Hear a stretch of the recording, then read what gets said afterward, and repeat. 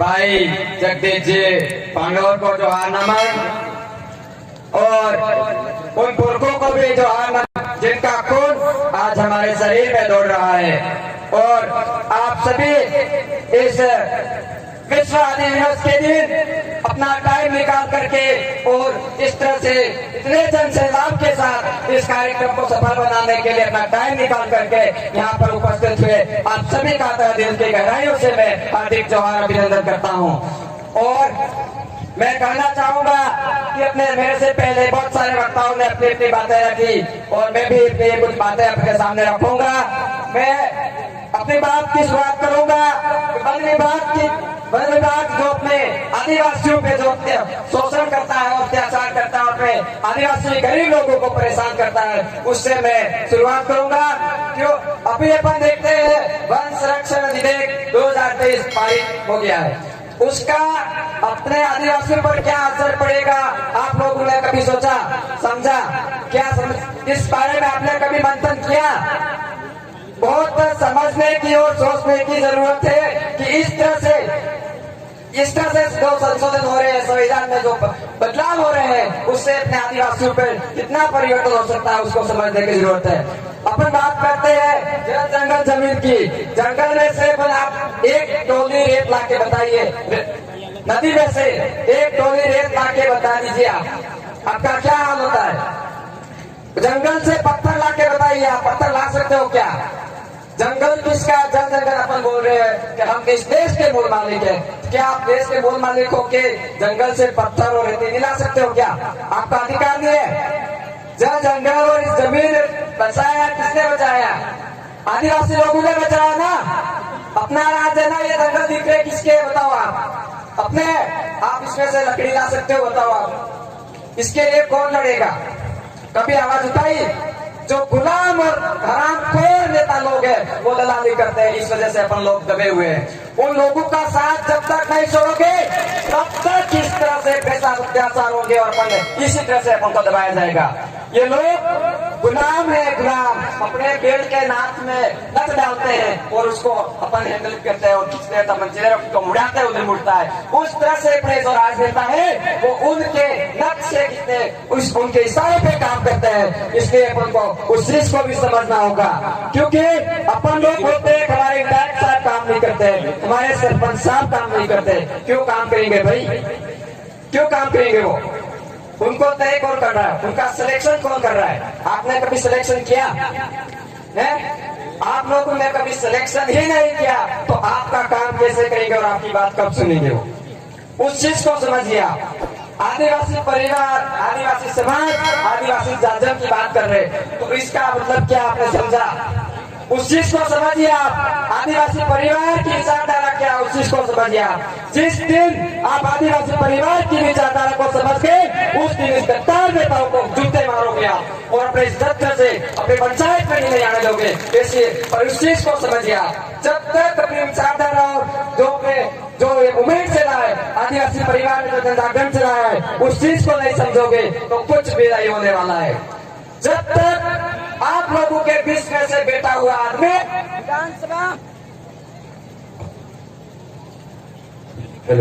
जब तक अपने बीच में से आदमी अगर विधानसभा लोकसभा में नहीं जाता है, तब तक अपने साथ इस तरह से घटना होती रहेगी। इस चीज को समझिए आप। आदिवासी परिवार ने व्यवस्था बना रखी है, नियंत्रण, निर्देशन, सिलेक्शन, और एक और है जो अपन करते हैं इलेक्शन।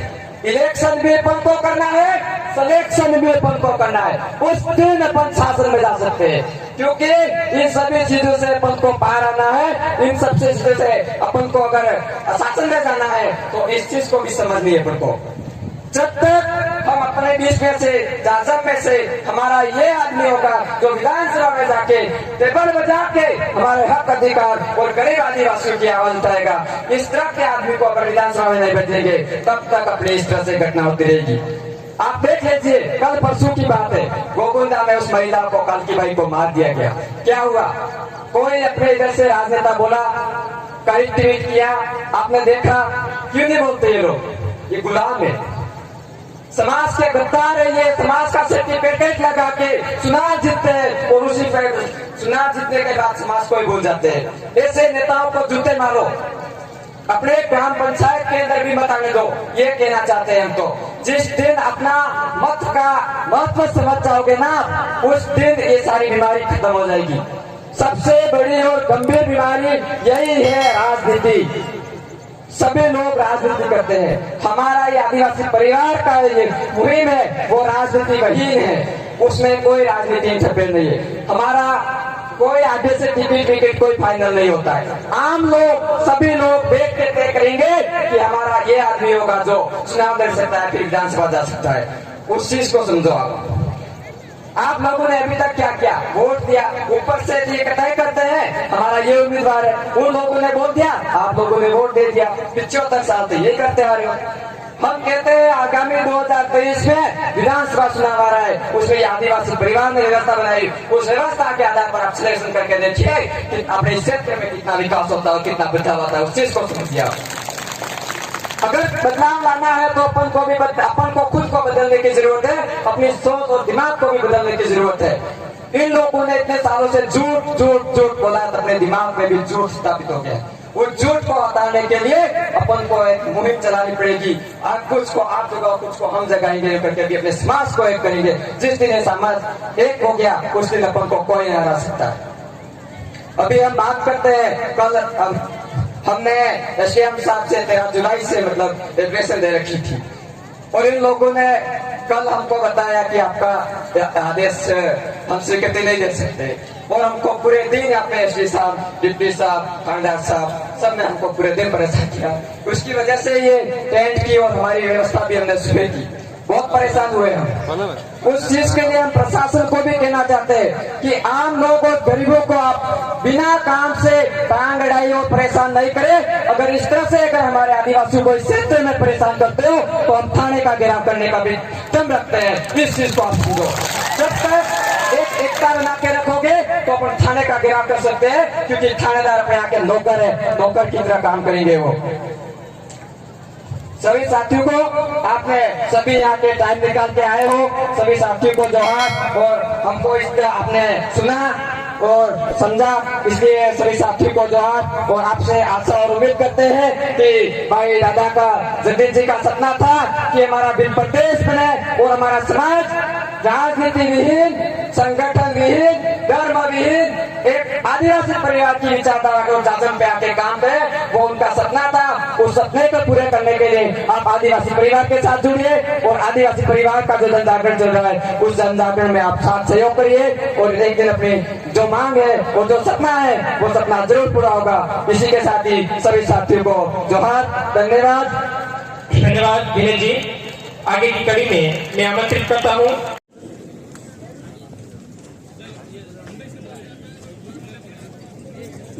जय जोहार। सभी नारा लगाएंगे मेरे साथ। जय जोहार का नारा है, जय जोहार का नारा है। सर्वप्रथम आप सभी को आज बीएपी भारत आदिवासी पार्टी का उद्घाटन हो रहा है, उसी की आप सभी को बहुत बहुत हार्दिक जोहार, बधाई। और मैं इंदौर मध्य प्रदेश से आई हूँ, और हमारी टीम जो कि टंट्या भील की जन्मस्थली से आई है। आप सबके बीच में हमारे यहाँ डूंगरपुर में आज काफी अलग अलग राज्यों से लोग आए हुए हैं, उन सभी को और सामने जितने भी लोग बैठे हैं हमारे, उन सभी के चरणों में नमन करती हूँ। मैं नारी शक्ति के चरणों में नमन करती हूँ। काफी संख्या है नारी शक्ति की। और इस पूरे पंडाल में जो सबसे लास्ट में बैठा है, खड़ा है व्यक्ति, उसको मैं नमन करती हूँ, क्योंकि अगर आप भीड़ के रूप में हमारे सामने नहीं होते तो आज वक्ता के रूप में हम नहीं होते। आप सभी को नमन जोहार। तो अब जैसा की बात आती है पार्टी की, तो अभी मुझे लगता है कि सभी लोगों में जोश दिखाई नहीं दे रहा है। वो हो सकता है कि इसलिए कि अब तक हमने जो पार्टी की डेफिनेशन समझी है, पार्टी की जो परिभाषा समझी है, उसको आज हम बदलने वाले हैं भारत आदिवासी पार्टी के रूप में। क्योंकि आज तक हमने देखा है हम किसी भी पार्टी का समर्थन नहीं करेंगे, क्योंकि हमारा, मैं दो ही उदाहरण दूंगी, दो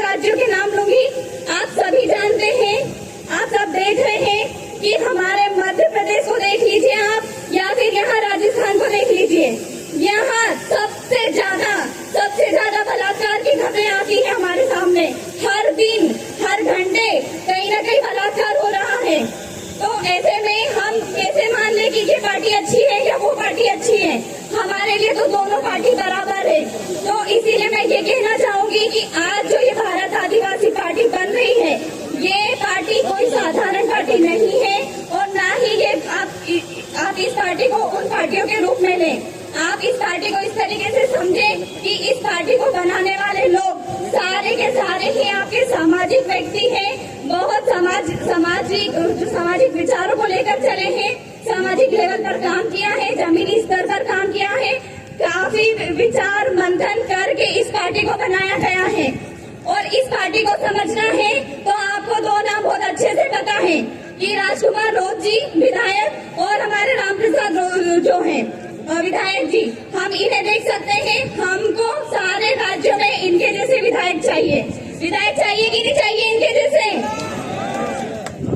क्योंकि हम देख रहे हैं कि बाकी सारे जो जितने भी हमारे समाज के विधायक बने हुए हैं वो कहीं न कहीं गुलामी कर रहे हैं, लेकिन ये दो मात्र ऐसे विधायक हैं जिन्होंने आज तक समाज की बात करी है, संसद में भी समाज की बात करी है।